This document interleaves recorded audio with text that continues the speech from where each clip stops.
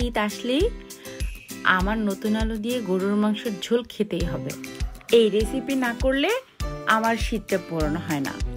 আমি পুরো শীতে কমসে কম ৫-৬ বার এটা আমি খাই।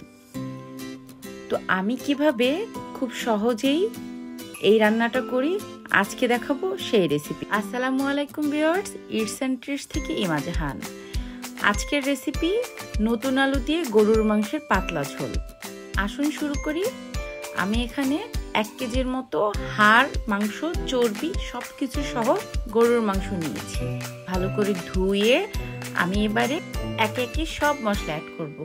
দিয়ে দিচ্ছি 5-6টার মতো তেজপাতা, 3 টুকরা বড় বড় দারচিনি, 5-6টা এলাচি এবং 1 কাপ পেঁয়াজ কুচি, 6-7টা কাঁচামরিচ, 1টা টমেটো, 1.5 চা চামচ লবণ, দিয়ে দিচ্ছি 2 চা চামচ রসুন বাটা, 1.5 চা চামচ আদা বাটা, 3 চা চামচ পেঁয়াজ বাটা,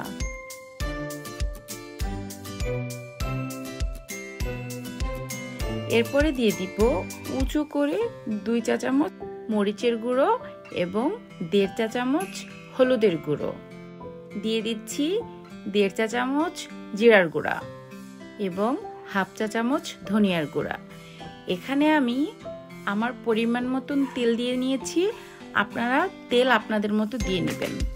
ব্যাস, আমার মশলা দেওয়া শেষ। এবারে হাত দিয়ে ভালো করে মাখিয়ে নিচ্ছি।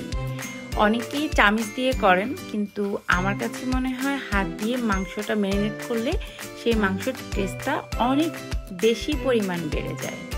আমি আধা ঘন্টার মতো ম্যারিনেট করে রেখে দিয়েছিলাম, তারপরে চুলায় চাপিয়ে দিয়েছি। প্রথমে বাড়তি কোনো পানি ব্যবহার করিনি। মাংসের গায়ে যে পানিটা ছিল সেটা দিয়েই আমি কষিয়ে নিয়েছি। একটু নিচে লেগে লেগে গিয়েছিল, বাট ইটস ওকে, এই লাগাটাই আমার কাছে বেশ ভালো লাগে। এরপরে আমি এটা আবার কিছুক্ষণ ঢেকে রান্না করব। দেন আবার দেখছি উপরে তেল ভেসে উঠেছে। এবারে ভালো করে নেড়ে চেড়ে দেখতে হবে যে নিচে লেগে গিয়েছে কিনা। সবকিছু ঠিকঠাক ছিল। এবারে আমি কিছুটা পানি অ্যাড করেছি। অবশ্যই পানিটা গরম হতে হবে। আমি মাংসে সবসময় গরম পানি ব্যবহার করি। নেড়ে চেড়ে আবার ঢেকে কিছুক্ষণ রান্না করব। চুলার আঁচটা অনেকটা কম রাখবেন। মাঝখানে আরো 2-1 বার আমি নেড়ে দিয়েছি এবং চেক করেছি আমার মাংসটা কতটুকু সেদ্ধ হয়েছে। আমার মাংসটা প্রায় সেদ্ধ হয়ে গিয়েছে। এবারে আমি এখানে অ্যাড করব গরম মশলার গুঁড়া। প্রায় 1 চামচের মতো আমি দিয়েছি। আপনারা আপনাদের মাংসের পরিমাণ অনুযায়ী দিবেন। কিছুক্ষণ নেড়ে চেড়ে আমি এখানে অ্যাড করব আমার আগে থেকে কেটে ধুয়ে রাখা আলুগুলো আমি ঠিক এই সাইজ করে কেটে নিয়েছি। মাংসের আলুটা একটু বড় করে কাটতে হয়। এবারে নেড়ে চেড়ে ভালো করে মিশিয়ে আবারও 4-5 মিনিট আমি রান্না করে নিব। পুরো ভিডিওটি সবাই দেখবেন, স্কিপ করবেন না। আমার এই পদ্ধতিতে রান্না করলে আপনাদের মাংস খুব তাড়াতাড়ি সেদ্ধ হয়ে যাবে। এবারে অ্যাড করছি পানি।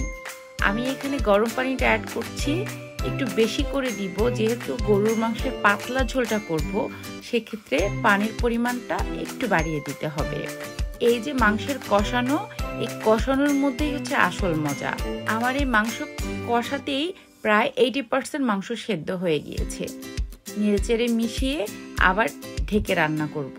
3-4 মিনিটের মধ্যেই মাংসে বলক চলে আসছে। দেখুন, অপেক্ষা করব মাংসের ঝোলটা হালকা একটু ঘন হয়ে যাওয়া পর্যন্ত এবং মাঝখানে লবণ চেক করে নিব। আলহামদুলিল্লাহ, আমার রান্নাটা শেষ। অনেক টেস্টি ছিল আমার এই রেসিপিটা। আপনারা অবশ্যই বাসায় ট্রাই করবেন এবং আমার রেসিপিটা কেমন লেগেছে আমাকে অবশ্যই জানাবেন কমেন্টের মাধ্যমে। ভিডিওটি ভালো লাগলে লাইক, কমেন্ট এবং শেয়ার করে রাখবেন আপনার টাইমলাইনে। যারা আমার ফেসবুক থেকে দেখছেন সবাইকে অসংখ্য ধন্যবাদ। আমার চ্যানেলটিকে সাবস্ক্রাইব করার জন্য অনুরোধ থাকবে সবাইকে। গরম ভাতের সাথে এই গরুর মাংসের পাতলা ঝোল আর টমেটোর সালাদ জাস্ট ওয়াও লাগে। আপনারা অবশ্যই বাসায় একবার ট্রাই করবেন এবং আমাকে অবশ্যই কমেন্ট করে জানাবেন। এমনই মজার আর সহজ রেসিপি পেতে অবশ্যই ইটস এন্ড ট্রিটসের সঙ্গে থাকতে হবে। আর একটা কথা, প্লিজ ডোন্ট ওয়েস্ট ফুড। দয়া করে কেউ খাবার অপচয় করবেন না, কারণ প্রতিদিন অনেক মানুষ না খেয়ে থাকে। তো আজ এই পর্যন্তই। সবাই ভালো থাকবেন, সুস্থ থাকবেন। দেখা হবে অন্য কোনো রেসিপিতে। আল্লাহ হাফেজ।